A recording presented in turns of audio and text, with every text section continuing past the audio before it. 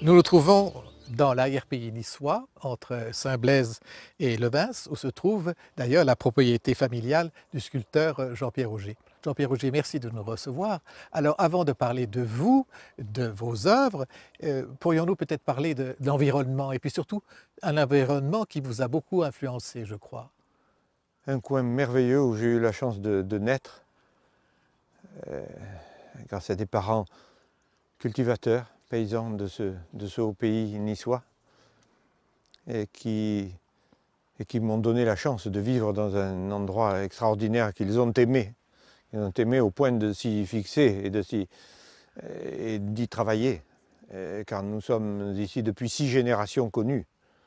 Alors je rends grâce à tous mes ancêtres d'avoir choisi un lieu aussi exceptionnel comme ça. Comme vous l'avez dit, entre Saint-Blaise et Levins, tout proche de la limite de la commune de Levins, mais dans la commune de Saint-Blaise elle-même. C'est le hameau de Saint-Antoine de Siga. Et alors, je crois que cet environnement vous influence. Énormément, parce que la beauté, la lumière, cette espèce de flanc de vallon orienté au sud complètement, j'y ai passé ma petite enfance, mon adolescence, toute ma vie ici, au milieu de ces oliviers séculaires que mes ancêtres ont travaillé, que j'essaye d'embellir à nouveau par mon travail, voilà. Et puis j'ai trouvé petit à petit des choses à créer, et depuis ma petite enfance, voilà, je crée sans arrêt.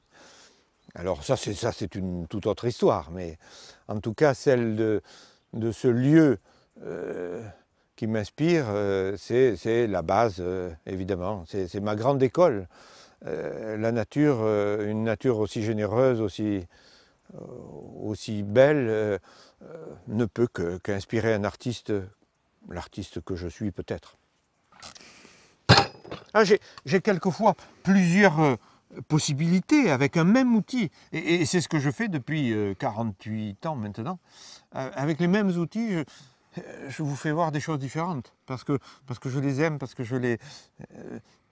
ils sont connus de moi, si vous voulez, ils sont là. Ça vous paraît une quantité énorme, mais je les connais tous, et chacun. Mais tel jour, c'est celui-là que je vais prendre, tel jour, c'est celui-là qui m'intéresse, et ainsi de suite. Alors, ils sont tous là en train de me regarder passer. Est-ce que ça va être notre tour? Et voilà.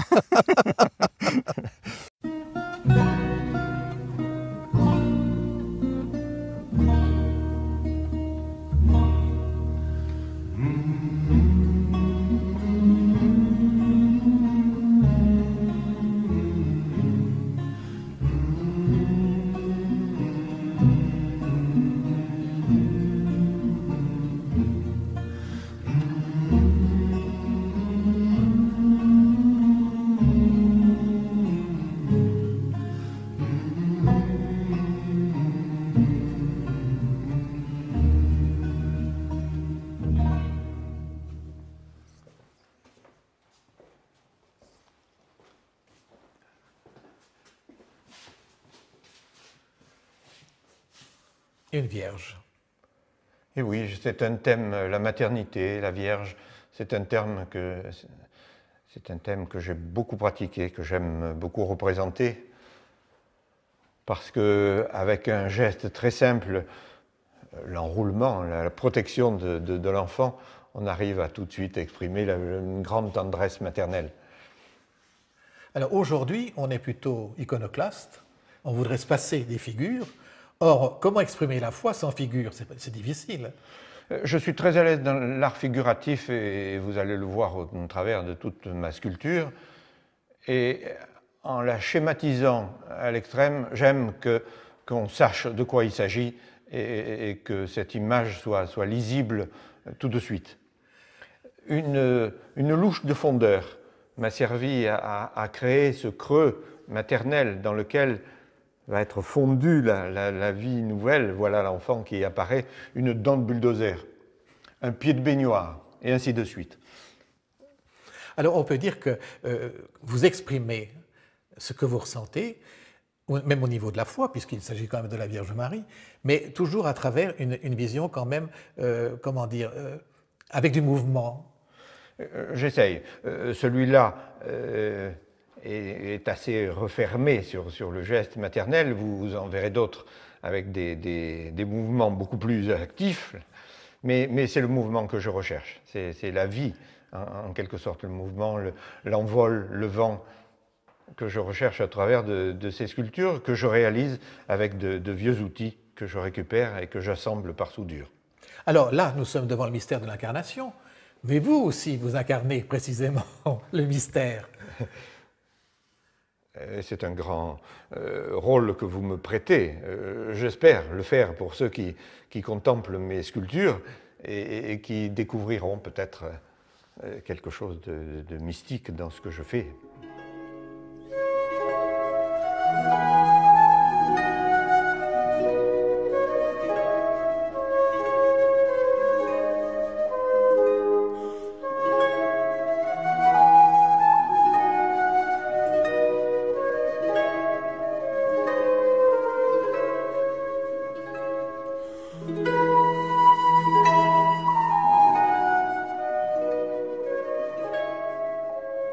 Monsieur Auger, on peut dire que la foi chrétienne, elle a besoin précisément d'expression.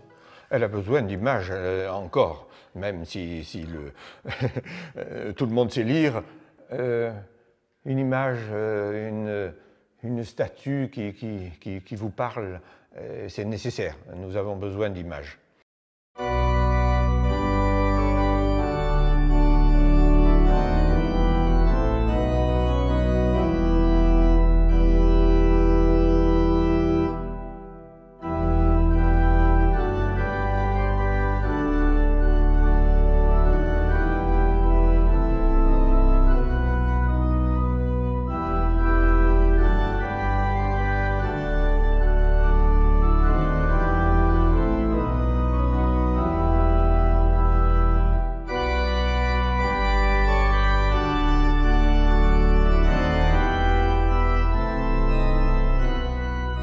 Alors, on va voir une autre image cette fois-ci, et une image qui bouge précisément, où il y a plein de mouvements.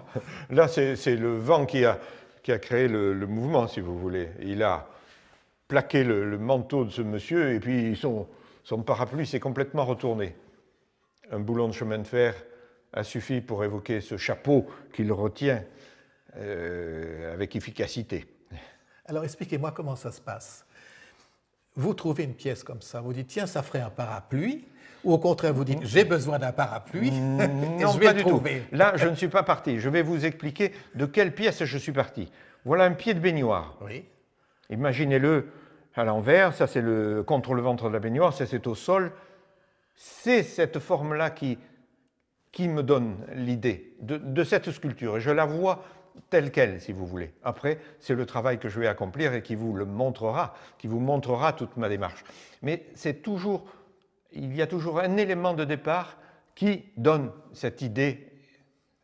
C'est magnifique. C'est des instants merveilleux, si vous voulez. Au moment où je découvre un objet et où je vois tout le parti que je peux en tirer. Ça s'impose à vous. Ça s'impose, tout à fait.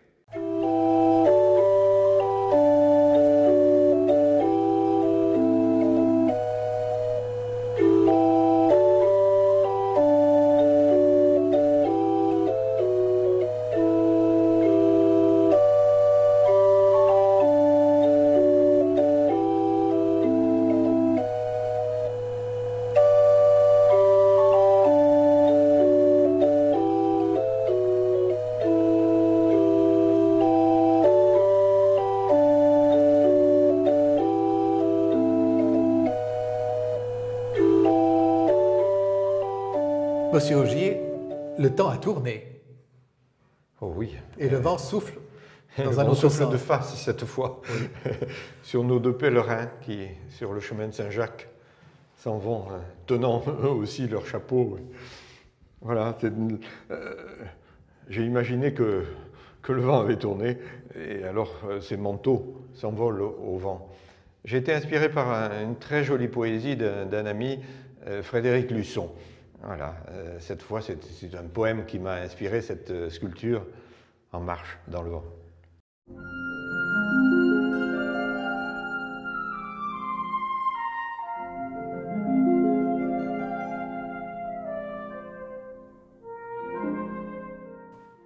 Je vous présente Pierrot, qui s'envole, là, accroché au croissant de lune.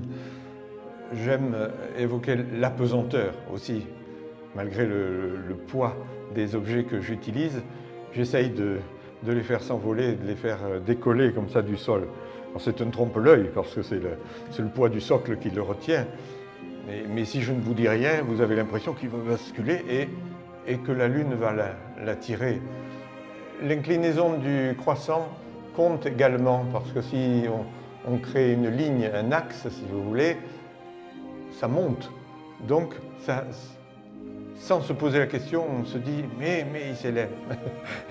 Voilà, c'est des trucs, mais que j'ai trouvé peut-être après, si vous voulez. Au moment où je le construis, ça y est, je le mets dans la position que je préfère.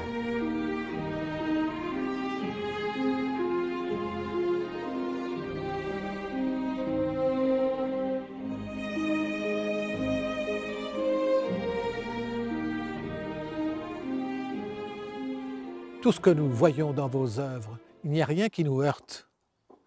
Voilà, tout est harmonie. J'en suis très heureux. Je ne suis pas là pour choquer, je suis là pour faire rêver, si vous voulez.